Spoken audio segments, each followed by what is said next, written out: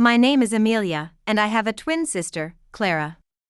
We were, in theory, identical. Same dark hair, same hazel eyes, same smattering of freckles across the bridge of our noses. But that's where the similarities ended. From the moment we could walk and talk, it was clear that Clara was destined for the spotlight, while I was Amelia. Clara was the sun, radiant and demanding attention. She was the one who aced every test, effortlessly charming teachers and peers alike. She was the captain of the volleyball team, the lead in the school play, the girl everyone wanted to be friends with.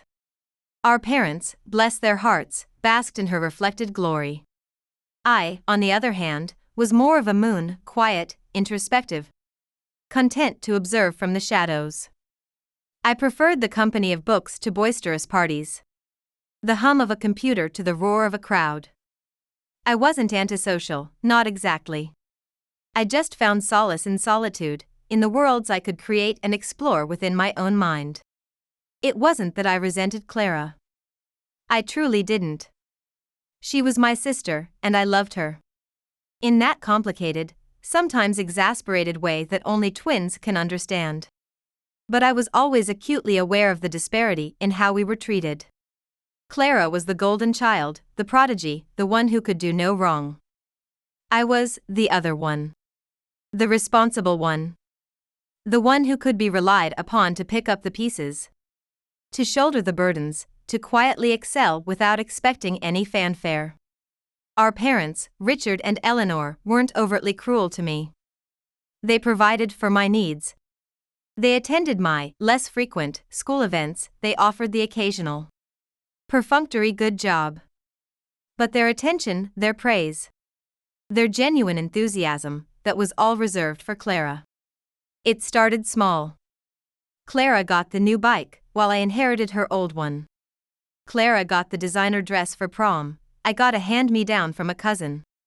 Clara got a trip to Europe with her friends after graduation, I got a pat on the back and a "You're so sensible, Amelia, you'll figure something out." I learned to swallow the bitter pill of disappointment, to tell myself it didn't matter. I focused on my studies, on my burgeoning online business. While Clara was out partying, I was building websites, writing code, freelancing for clients around the world. I was good at it, and I enjoyed the independence it gave me.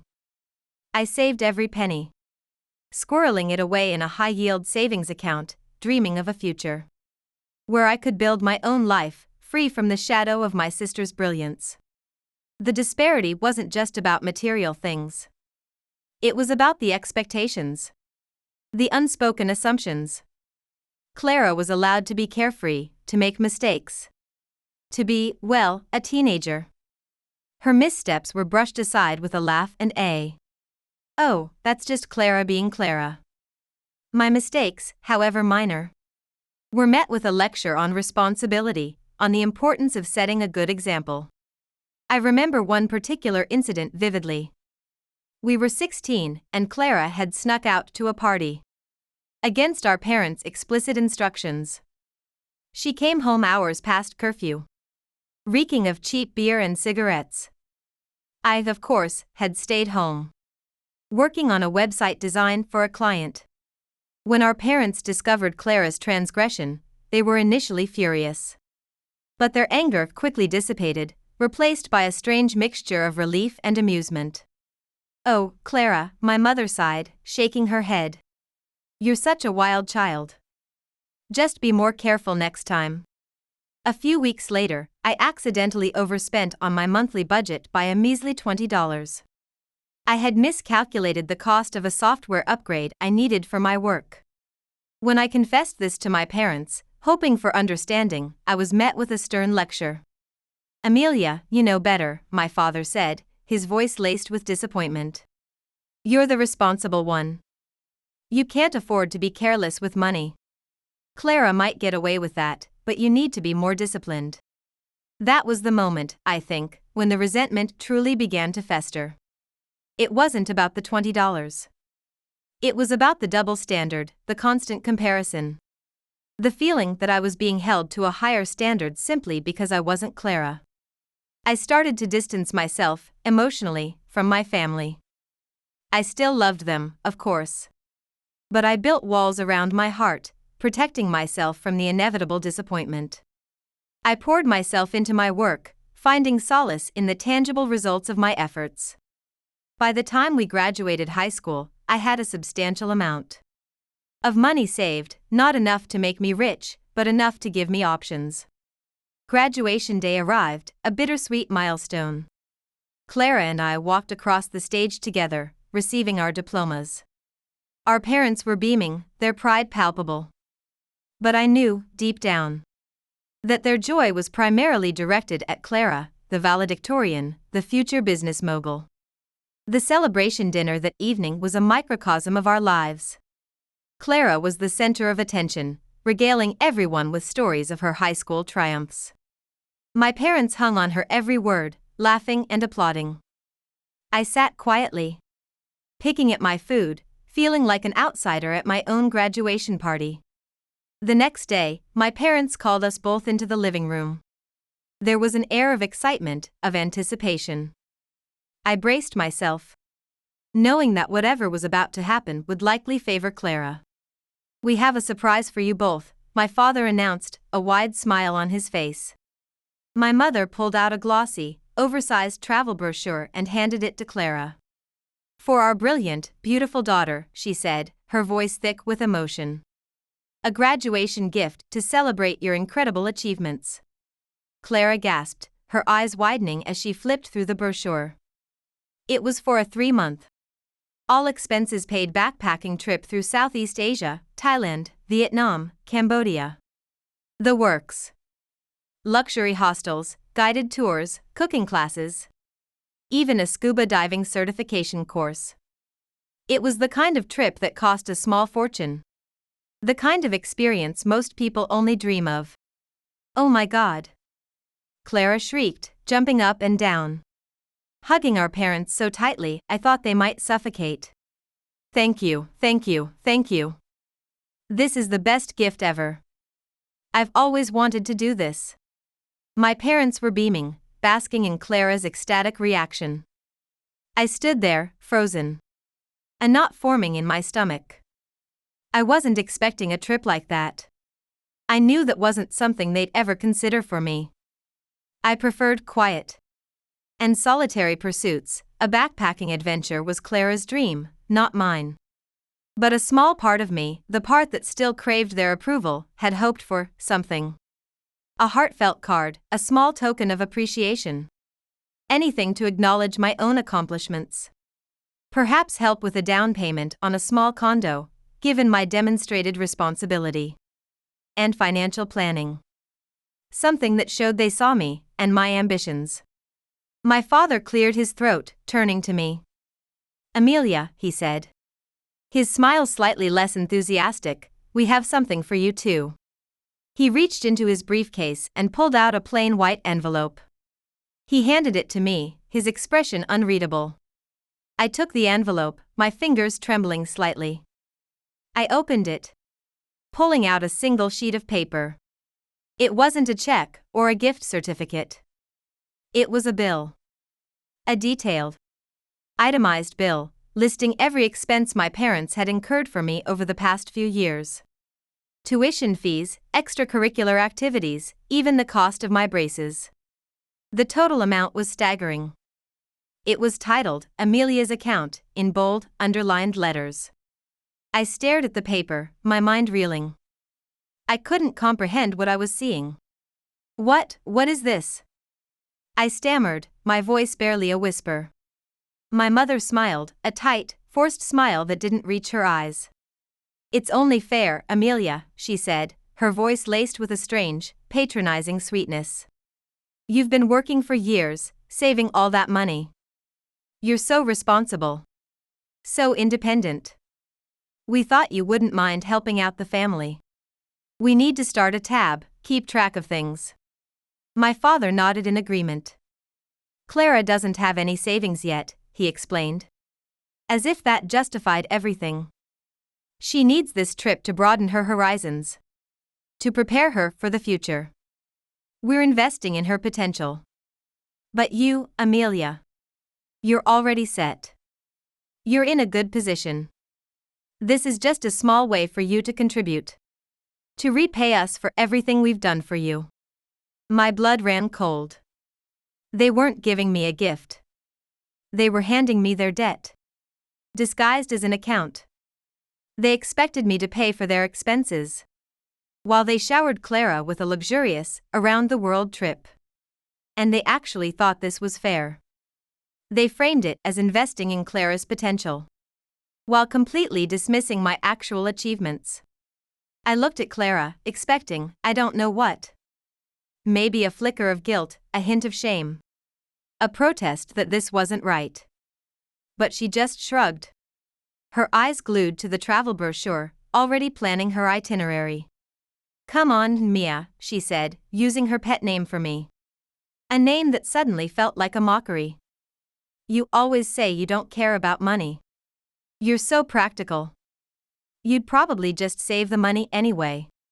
This trip is life-changing, you know? That was the breaking point. The final straw.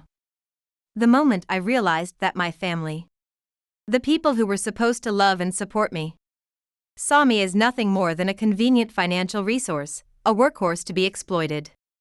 I took a deep breath, forcing myself to remain calm. I folded the bill neatly, placing it back in the envelope. Thank you, I said, my voice surprisingly steady. This is a real eye-opener. It really shows me where I stand. My mother beamed, clearly misinterpreting my response. I knew you'd understand, sweetie, she said. You're such a good girl. I smiled back, a cold, hollow smile that didn't reflect the turmoil raging inside me. Then, without another word, I went upstairs, packed my bags, and left. I didn't yell, I didn't argue, I didn't make a scene. I simply walked out. They didn't try to stop me. I don't think they even realized what I was doing. They were too busy planning Clara's extravagant trip. Too caught up in their own self-congratulatory delusion. To notice that their other daughter was quietly slipping away. But they would notice. Oh, they would notice. Because the trip, while not immediately requiring payment, had been booked on credit. Credit they were responsible for. And when the bills started coming due, they would realize the full extent of their folly. And when Clara, enjoying her life-changing experience, was unavailable and unwilling to contribute, they would be left facing the consequences of their choices. Alone. The first week after I left was a blur. I drove for hours, not really knowing where I was going. Just needing to put as much distance as possible between myself and my family. I ended up in a small coastal town, renting an inexpensive, short-term rental apartment, a tiny, one-room place with a view of the ocean. I spent my days walking on the beach, staring at the waves, trying to make sense of what had happened. I felt a strange mixture of anger, hurt, and relief. Relief that I was finally free from the suffocating expectations, the constant comparisons, the blatant favoritism. I had enough savings to last me for a while. Enough to give me time to figure out my next move. And enough to cover the rent on the apartment for several months. My parents, on the other hand, were not so fortunate. They had always lived beyond their means, relying on credit cards and loans to maintain their lavish lifestyle. They had assumed that Clara, with her future business degree, would somehow magically solve all their financial problems. They had never anticipated that I, the quiet, responsible daughter, would be the one to walk away. The calls started on the second week. At first, it was my mother. Amelia, honey, where are you? Her voice was frantic, laced with a hint of desperation. We're worried about you. Please call us back. I ignored the call. I ignored the next one, and the one after that. My voicemail filled up with messages, each one more urgent than the last. Then my father started calling. Amelia, this is ridiculous, he said, his voice stern, trying to maintain his usual air of authority. Come home immediately. We need to talk. I deleted the message without listening to the rest. Then Clara joined the chorus. Mia, seriously, what's wrong with you? Her voice was a mixture of annoyance and bewilderment. Just come back. Mom and Dad are freaking out. I blocked her number. The messages shifted in tone. From casual concern to insistent demands to outright pleading. Amelia, please, we didn't mean for things to go this way. Amelia, we're struggling. We need your help. Amelia, we're sorry. Just come home. But I didn't respond. I wasn't going to give them the satisfaction of knowing they had gotten to me. I was done being their doormat, their ATM, their emotional punching bag. For the first time in my life, I was putting myself first. One evening, I received an email from my father. The subject line read, "Please read this." I hesitated, my finger hovering over the delete button. But curiosity, that persistent, nagging voice, got the better of me. I opened the email. Amelia, the email began, "We're in trouble.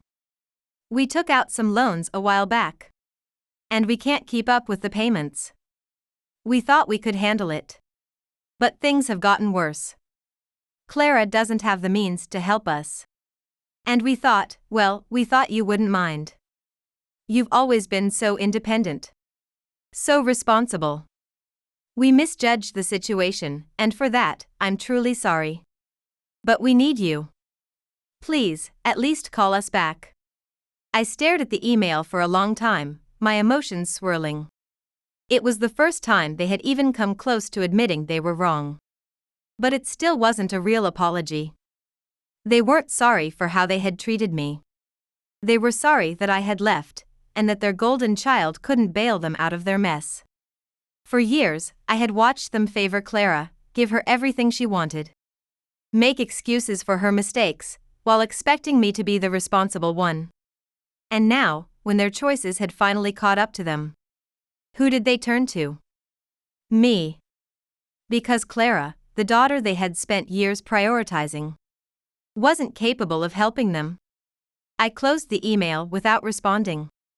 A cold, hard knot of satisfaction settled in my stomach. They were finally reaping what they had sown. A few days later, I received a call from an unexpected number. It was my Aunt Carol, my mother's sister. Aunt Carol had always been the peacemaker in the family. The one who tried to smooth over the rough edges, to mediate the disputes. I hesitated before answering, unsure if I was ready to deal with another round of family drama. "Amelia?" Aunt Carol's voice was soft, almost pleading. "Can we talk for a minute?" I sighed, leaning back in my chair. "About what, Aunt Carol?" "About your parents," she said. "They're worried sick about you." "Yeah, I know," I said, my voice flat. "They're worried about themselves, more like." There was a long pause. "Please, Amelia," Aunt Carol said, her voice laced with desperation. "Don't be like this. They made a mistake. They thought you would understand." I could hear the sincerity in her voice, but it didn't change anything. Not after everything that had happened. "Why, Aunt Carol?" I asked, my voice trembling slightly. "Why did they buy Clara that trip? If they're struggling, if they're in debt? How is that even possible? How could they think that's okay?" There was another long pause. Then, Aunt Carol spoke, her voice shaky. "I don't know, Amelia," she admitted. They thought they could handle it. They always wanted to give Clara the best, and they figured it would be a good way to celebrate her graduation. They never imagined you'd leave over it." Her words hung in the air, heavy and suffocating. My parents had always put Clara first, given her whatever she wanted, and now they had crossed a line that I couldn't ignore. "And what about me?" I asked, my voice cracking. "What did I get for graduating?" "Huh? A bill. A bill for their debt." Aunt Carol was silent for a moment. "They didn't know how to show you they were proud of you, Amelia," she said softly. They thought you'd understand, because you've always been the responsible one. But they were wrong. And they regret it. They really do. I shook my head, even though she couldn't see me. It's not about that, Aunt Carol. I said, my voice firm. It's about respect. It's about how they've treated me all these years. How they've always put Clara on a pedestal and expected me to take care of everything else. They didn't give me a trip, an opportunity. Or even a proper thank you for all the work I've done. Instead, they gave me their problems, and now they want me to fix them. Aunt Carol was silent for a long time. Amelia, she said finally. I think they're finally realizing they've messed up. They just don't know how to fix it. Please, come home. Let them make it up to you. A part of me, the part that still longed for their love and approval, wanted to say yes. But the other part, the part that had been hurt and betrayed too many times, held me back. Maybe, I said, my voice non-committal. But they have to show me they're serious. This can't just be another empty promise. If they really want to fix things, they need to prove it. Aunt Carol sighed in relief. Thank you, Amelia, she said. I know this isn't easy. Before I could respond, she added, but there's something else you should know. Clara called me too. And she's been asking if you'll come back. She's not as indifferent as you think. I frowned. Really? Clara is actually concerned? Yes, Aunt Carol said quietly. But it's more than that. She's starting to see the bigger picture. She's starting to realize just how much you've done for the family. And how much she's taken for granted. I didn't know what to think of that. Clara, the golden child, realizing her own selfishness? It sounded too good to be true. But maybe, just maybe, things could change. I still didn't know if I was ready to go back. But I had a feeling this story wasn't over yet. The next few days were quiet. I stayed in my rental, sorting through my thoughts. Still refusing to call my parents back. But Clara's words, relayed by Aunt Carol, kept nagging at me. Was it possible that she had finally seen the light? Then, on a Thursday evening, my phone buzzed. It was an unknown number. I hesitated, then answered. Amelia? It was Clara. Yeah, I replied, my voice cool. Clara's voice was shaky, and there was a long pause before she spoke again. Amelia, I'm so sorry. My heart skipped a beat. This was not the Clara I knew. The Clara I knew was confident. Self-assured, always ready with a witty remark or a dismissive shrug. This Clara sounded broken. Things got worse, Amelia, she continued, her voice cracking. Mom and Dad, they didn't listen. I tried to talk to them, but they're stubborn. They kept insisting they'd manage. But now they've had to cancel the trip. My heart sank, despite myself. But a part of me, the part that had been simmering with resentment for years, couldn't help but feel a flicker of vindication. They canceled the trip?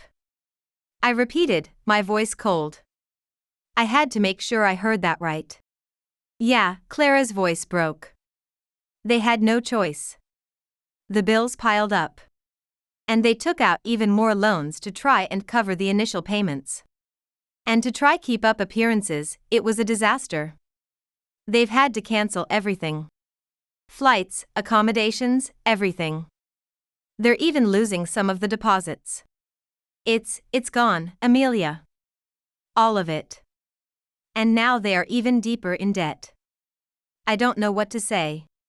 I leaned back in my chair, staring out the window. A rush of satisfaction washed over me. Mixed with something darker, something akin to guilt. They had chosen Clara. They had handed her an extravagant trip and thrown my efforts in my face, and now, with all their mistakes catching up to them, they were losing it all. More than it all. I wanted to gloat, to rub it in their faces, to tell them I told you so. But I didn't. I remained silent for a long time, letting Clara's sobs echo through the phone. Finally, I spoke, my voice firm. Clara, they didn't have to lose the trip, I said. You all should have known this would happen. That they wouldn't have the means to keep up. They always expect me to clean up their mess, but this time, I wasn't there to pick up the pieces. Clara was silent, except for the occasional sniffle. I warned them, too, I continued, my words sharp. When they handed me that bill instead of a gift, I told them it would come back to bite them. And now it has. Spectacularly. Clara's voice grew desperate. Amelia, please, she begged. I know this is messed up, but they didn't mean for this to happen. We never wanted it to turn out like this. I paused, savoring the feeling of power, of control. For the first time, I was the one holding all the cards. You know what, Clara? I said coldly. Maybe it's a lesson they needed to learn. The hard way. If they'd been a little more thoughtful, a little more fair, they wouldn't be in this situation now. I hope it stings. I hope it stings badly. Clara started crying harder, and for a second, I almost felt guilty. But then the image of my parents' smug smiles when they handed me that bill flashed in my mind, and the guilt vanished, replaced by a cold, hard resolve. I didn't offer comfort. I didn't offer sympathy. I simply hung up. And for the first time, I felt a sense of justice. The scales were balanced. My family was finally learning the consequences of their actions. The next few days were quiet. I kept to myself, staying in the short-term rental apartment. Not responding to any messages or calls. I wasn't even checking my phone much. Except to catch up on work. It felt freeing, honestly. I didn't have to deal with anyone's drama anymore. Then, on a Sunday afternoon, I got a call from an unknown number. I was about to ignore it. But something inside me told me it was time to face it, head on. I picked up. Amelia? My mother's voice came through, shaky and desperate. Please, can you just hear us out? I didn't answer immediately. Instead, I leaned back in my chair, slowly exhaling. It had taken them this long to come to me, and it felt good to know they were finally on the other end of the phone, begging for my forgiveness. Amelia, we know we messed up, she continued. We never should have put all that pressure on you. We should have been better parents. We're so sorry. Please, come back. We'll fix everything. Just come home. I could hear the pleading in her voice, but it didn't move me. This was the same woman who had always told me to be responsible, while giving Clara whatever she wanted. The same woman who, instead of appreciating my hard work, had handed me a bill for their failures. Mom, you're sorry?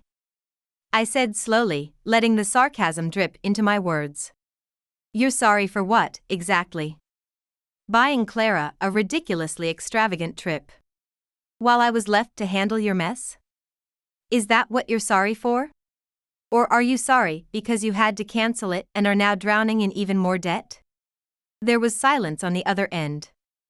I could almost hear her brain trying to process the reality of what she had done finally sinking in.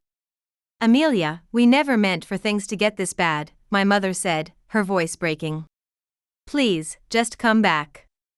We'll do whatever it takes to make it right. You're still our daughter, and we love you. I rolled my eyes, even though she couldn't see me. It felt almost pathetic, hearing her beg, after everything they had put me through. I'm sure you love me, I said, my tone flat. But love doesn't fix years of favoritism and neglect.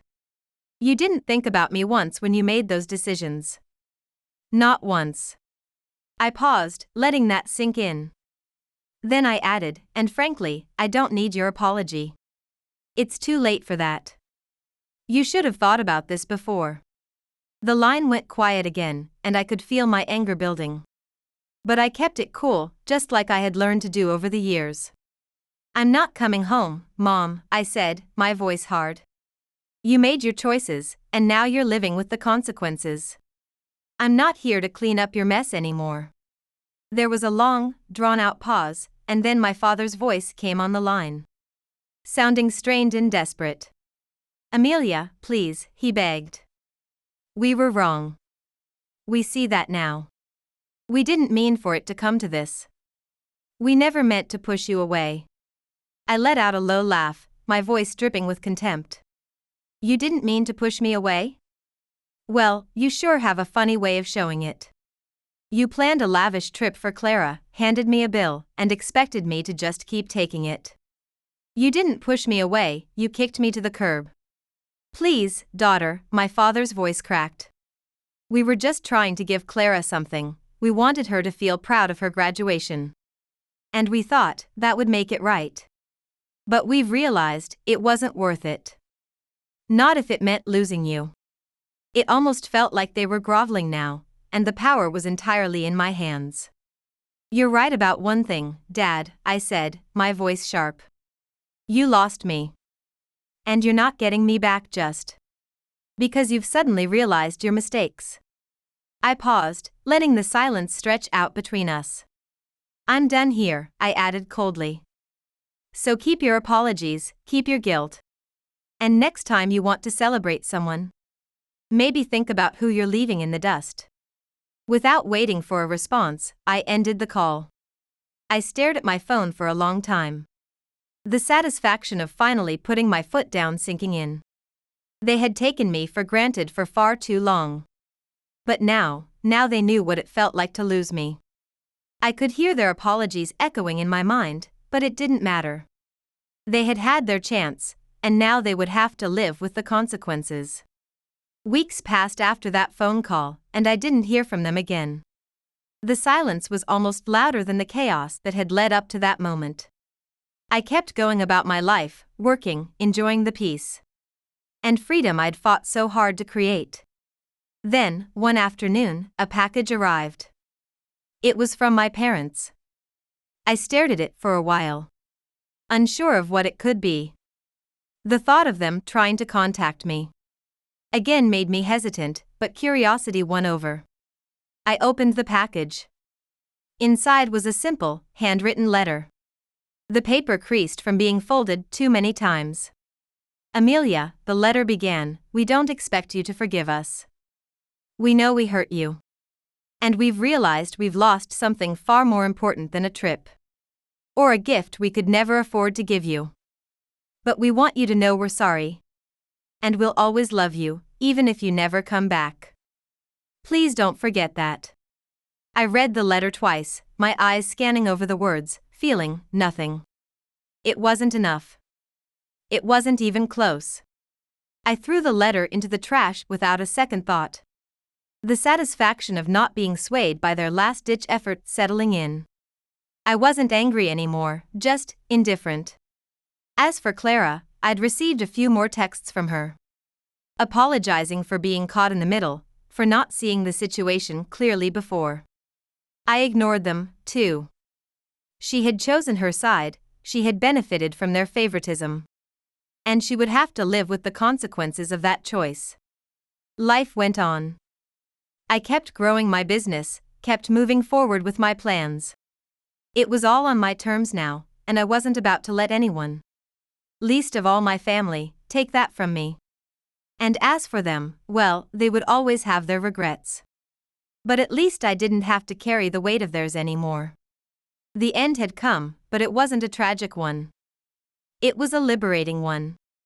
It was a reminder that sometimes you have to step away from the people who never gave you a chance to be seen, so that you can finally see yourself clearly. For me, this wasn't the end. It was the beginning. The beginning of a new chapter. A new life, built on my own terms, on my own accomplishments. Free from the shadow of the golden child. I had finally found my own light. And I was ready to shine. And that shine, that success, that independent life I had built was the ultimate, sweetest revenge. They would see it from afar and know exactly what they had lost. And that knowledge would be their burden to bear, not mine.